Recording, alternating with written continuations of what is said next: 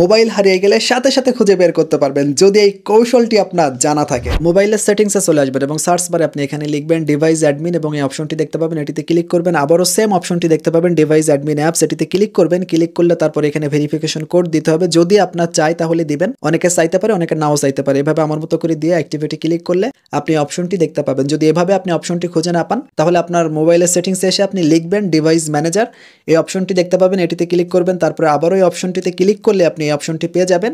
So এটিতে click করে just এটি আপনি অ্যাক্টিভেট করে দিবেন। এখন যদি আপনার ফোনটি হারিয়ে যায় তাহলে খুঁজে বের করার জন্য আপনি যে কোনো ফোন থেকে আপনি ভিজিট করবেন android.com/device-manager, এটি ভিজিট করে আপনার ওই হারিয়ে যাওয়া ফোনে যে জিমেইলটা ছিল সেইটা এখানে লগ ইন করবেন। এখানে পুরোপুরি লগ ইন করে নিয়ে আপনি এইখানে দেখেন এই যে রিফ্রেশ আইকনে ক্লিক করলে ফোনটি কোন লোকেশনে আছে আপনি কিন্তু এখানে দেখতে পাবেন। এবং যদি আপনি প্লে সাউন্ডে ক্লিক করেন তাহলে ওই ফোনের রিং বেজে উঠবে, যেখানেই থাক না কেন রিং বেজে উঠবে। সিকিউর ডিভাইসে ক্লিক করে কিন্তু আপনি এখান থেকে তথ্য সেন্ড করতে পারবেন। যদি অনেক দূরে কারোর কাছে চলে যায় আপনি তার কাছে কিন্তু মেসেজ সেন্ড করতে পারবেন। এবং আপনি ইরেজ ডিভাইসে ক্লিক করে ওই ফোনের ডাটা মুছে ফেলতে পারবেন। অনেকের হারিয়ে অনেক দূরে ফোন চলে গেলে তখন কিন্তু অনেকে এভাবে ইরেজ ডিভাইসে ক্লিক করে কিন্তু ডাটা মুছে ফেলতে পারে। আর ইনস্ট্যান্ট হারিয়ে গেলে তখন কিন্তু প্লে সাউন্ড এটাতে ক্লিক করলেই রিং বেজে উঠবে এবং সহজেই কিন্তু খুঁজে বের করা যায়। তখন এভাবে করে কিন্তু রিং বেজে উঠবে এবং আপনি ইনস্ট্যান্ট খুঁজে বের করতে পারবেন।